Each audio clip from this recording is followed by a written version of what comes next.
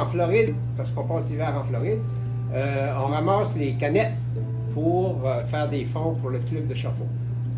Mais les canettes, là-bas, il faut les écraser. Alors, j'ai pensé construire une machine qui allait écraser les canettes.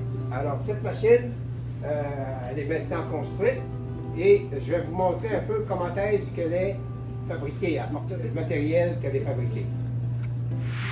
Eh bien, voici donc l'étalage de tout ce que je vais utiliser pour créer ce projet.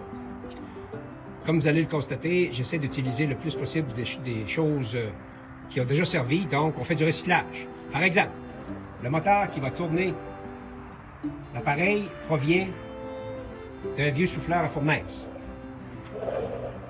Ici, le cylindre, le piston, c'est un morceau de plomberie. Comme vous voyez, j'ai déjà fait de la soudure pour accommoder les besoins. Juste à côté, il y a les deux pivots qui sont les pièces mobiles du cylindre qui va écraser les cannes. Et puis, les tiges de métal que j'ai utilisées, que je vais utiliser pour assembler mon projet. La pièce maîtresse, je crois que c'est celle-ci. C'est un réducteur de vitesse ou une espèce de transmission qui réduit la vitesse de 1 à 100. Donc, à chaque 100 tours que la petite poulie fait, le shaft central va faire, lui, un tour. Ici, c'est un peu ingénieux. C'est mon petit-fils qui m'a donné un vieux pédalier. Alors, je vais utiliser ce vieux pédalier pour faire avancer et reculer le cylindre qui va écraser les canettes.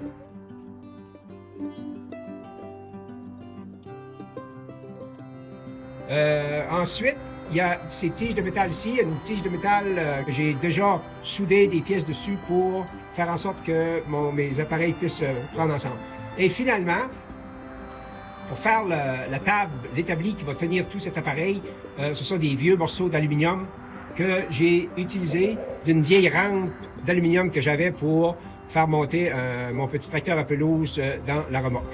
Alors c'est ça l'étalage des produits que je vais mettre ensemble et pour vous montrer ensuite le produit final. Alors voici maintenant, je vais vous montrer, faire un petit démo pour voir comment que ça fonctionne. Vous allez voir que ça fonctionne vraiment bien. Alors on fait partir la machine.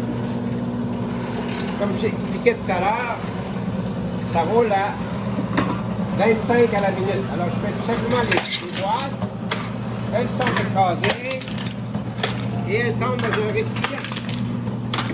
C'est pas important la grosseur de la boîte. Alors c'est comme ça que ça fonctionne. Ça va très bien. On peut faire comme 25 canettes à la minute. Alors j'espère que ça sera utile pour les gens. Si vous voulez vous en faire une, ça vous donne une idée. C'est un beau projet puis que j'ai eu beaucoup de plaisir à créer.